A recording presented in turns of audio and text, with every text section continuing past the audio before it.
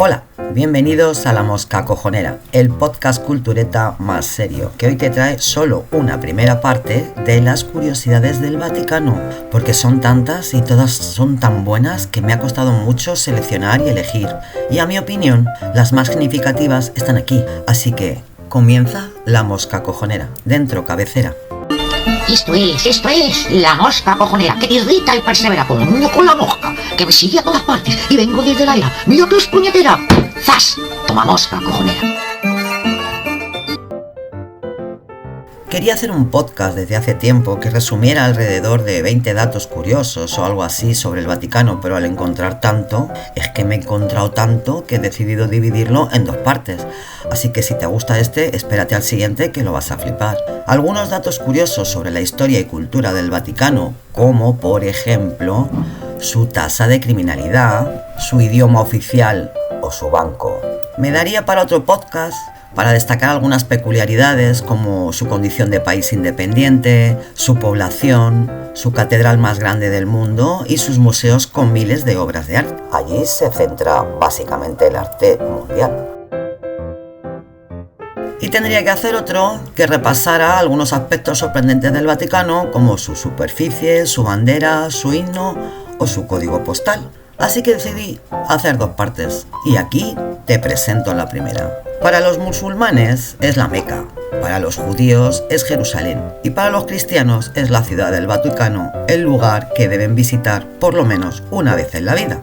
Esta ciudad constituye a la vez el país soberano más pequeño del mundo, con tan solo una extensión de medio kilómetro cuadrado, señores, y una población que a duras penas llega a 800 personas. Pese a ser minúsculo, no son pocos los datos interesantes de la Santa Sede. Aquí vamos a ver unas cuantas, solo, sobre el Vaticano, que seguro que muy pocos conocéis. Por muy pequeño que sea este país, no son pocas las curiosidades que se pueden encontrar, además de algún dato un tanto turbulento de su historia, digno de también contarlo en un podcast. Como por ejemplo, que tiene la tasa de criminalidad más alta del mundo. Dato curioso teniendo en cuenta que es el país más pequeño con medio kilómetro cuadrado. O sea, no me cuadra. Pese a ser uno de los lugares más sagrados de toda la cristiandad, la ciudad del Vaticano es casualmente el lugar con el mayor tasa de criminalidad del mundo. Esto es debido principalmente al hecho de que es un lugar turístico y donde hay turistas inocentes haciendo fotografías a todo lo que ven, también hay ladrones. La plaza de San Pedro es un gran foco de carteristas y otros cacos que no sienten ningún reparo en robar en un lugar tan sacro como lo es el país del Papa. Otro dato curioso es que el latín es su lengua oficial. El latín no es ninguna lengua, es una lengua muerta, únicamente porque se sigue enseñando a modo de optativa en muchos institutos y haya personas que lo hablen de forma fluida como cualquier otra lengua romance. El latín es el idioma oficial de la Santa Sede. Ahí te queda. Tanto la página web de este estado como sus cajeros automáticos, señales y documentos se escriben en lengua de vigilio. O sea, que para sacar dinero llévatelo ya puesto porque va a estar difícil.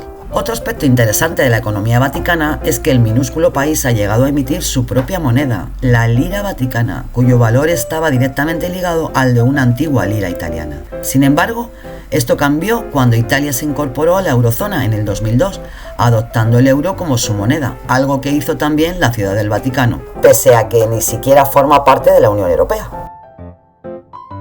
La economía vaticana no se sustenta en los impuestos, dado que no lo hay.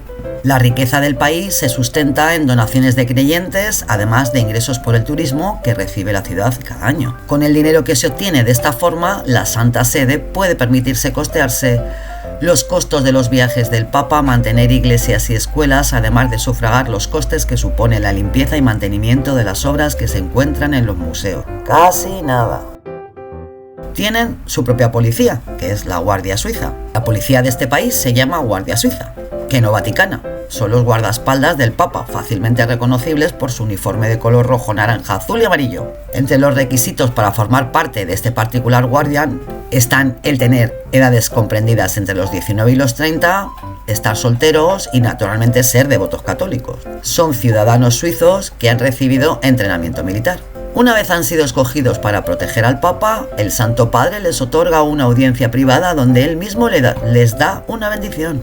Quien bebe no peca. Otro dato bastante chocante, como el relacionado con la criminalidad de este pequeño país, es el de que a pesar de su minúscula población, en la Ciudad del Vaticano se bebe mucho. De acuerdo con la investigación llevada a cabo por el Wine Institute, de media un ciudadano vaticano consume cerca de 55 litros de vino al año. Cabe decir que esto se debe a que el vino es la sangre de Cristo y este país está conformado fundamentalmente por miembros de la Iglesia, quienes beben esta bebida en las ceremonias religiosas. No obstante, es posible que detrás de este gran consumo de la sangre de Dios en la tierra se deba a que, como dice el dicho, quien bebe duerme y por lo tanto no peca. Una cualidad fundamental en todo cura. Exorcismos. Aunque el exorcismo se vea como una práctica muy alejada en el tiempo y relacionada con círculos poco ortodoxos, lo cierto es que en la Santa Sede existe un grupo de curas que se especializan en este tipo de rituales. Estos exorcistas, que son cerca de 350, están autorizados por el Santo Padre y son de los pocos que pueden llevar a cabo este tipo de prácticas sin arriesgarse a ser excomulgados. ¡Toma ya! Otro dato curioso es que la Basílica de San Pedro es más grande que un portaaviones. Mucha gente tiene la idea equivocada de que como la Ciudad del Vaticano es el país más pequeño del mundo, es mucho más pequeño que un barrio y que apenas cabe gente en él. Esto no es cierto. De hecho, su edificio más importante, la Basílica de San Pedro, es más grande que un portaaviones. Este edificio tiene 193 metros de longitud y casi 45 metros de altura. Tienen su propia radio, Radio Vaticana. En 1929, el Papa de por aquel entonces, Pío XI, encargó a Guglielmo Marconi, conocido por su contribución a la creación de la radio moderna, a instalar un sistema de radiotransmisión en el Vaticano. La emisora, conocida como Radio Vaticana, empezó a emitir en 1931 y sigue funcionando al día de hoy. Hoy es posible escucharla en la página oficial del Vaticano y su principal misión es la de transmitir la palabra de Dios a todo el mundo, lo cual lo hace en hasta 30 idiomas distintos. Otro dato sorprendente son los archivos que se encuentran en la Ciudad del Vaticano, que están envueltos en un halo de misterio. Sin embargo, y a pesar de lo que muchas películas de intriga puedan dar a entender, muchos de estos documentos son de acceso público. En 1881, el Papa León XIII permitió a varios académicos visitar los archivos, papeles y en la actualidad parte de la biblioteca privada está abierta para cualquier visitante. Además, algunos de estos documentos se pueden visitar en la página web vaticana. ¿Quién dijo que un país pequeño no tendría gastronomía propia? En 2006, el Vaticano publicó un libro en el que se daba a conocer varias recetas propias del Estado papal. Es un país poco habitado, pero muy visitado, recordando que solo tiene 800 habitantes. El Vaticano es sin duda un país con poca población. En el censo del 2011 constaban tan solo 793 personas viviendo en esta ciudad.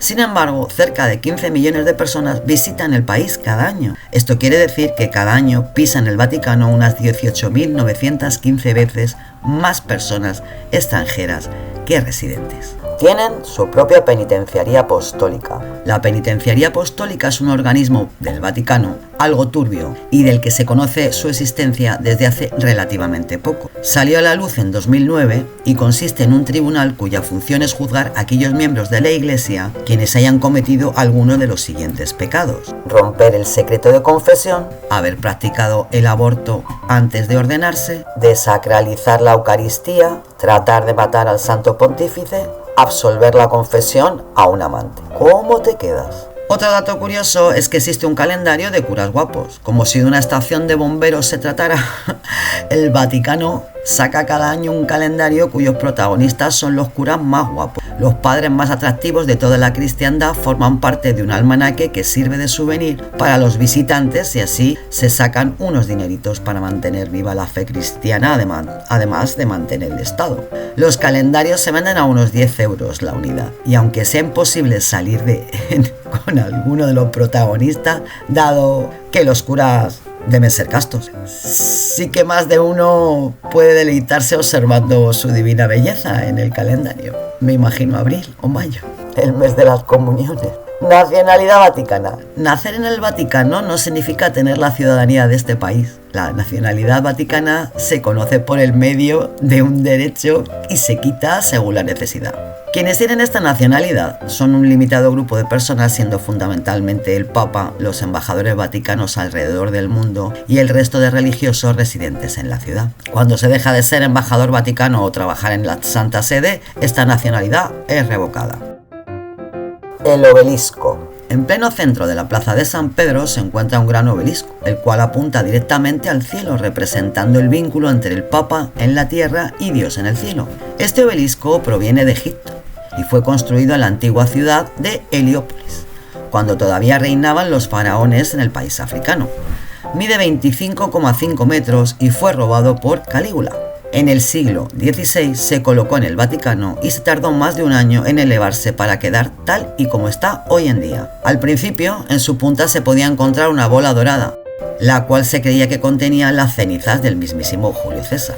Tienen su propio equipo de fútbol. En todo país del mundo se practica fútbol y el Vaticano no iba a ser una excepción. Por muy difícil que sea erigir un estadio del deporte rey con el país más pequeño. La Ciudad del Vaticano tiene su propia selección de fútbol, compuesta principalmente por guardias suizos y algunos miembros de la administración vaticana. No pertenece a la FIFA, pero sí que participa en alguno que otro encuentro internacional. Casarse aquí es para siempre. Casarse en el Vaticano es para siempre. Este estado no contiene ninguna ley que permita el divorcio, con lo cual contraer matrimonio en la Santa Sede es un acto verdaderamente de amor eterno.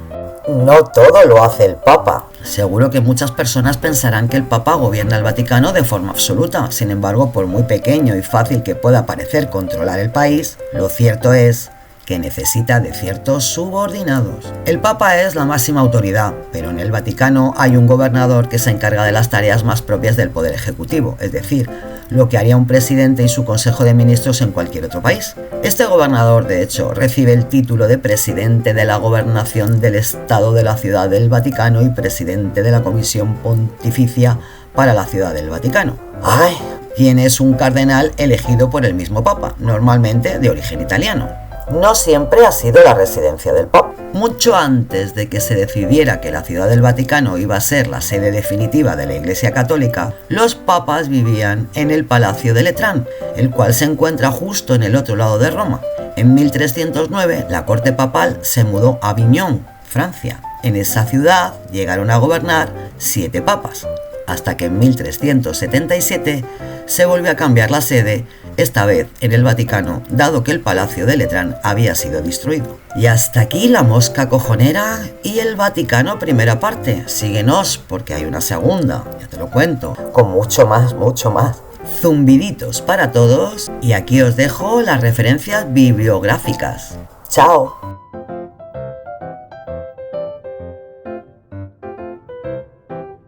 Todas partes y vengo desde la era. Mira que es puñetera. ¡Zas! Toma mosca, cojonera.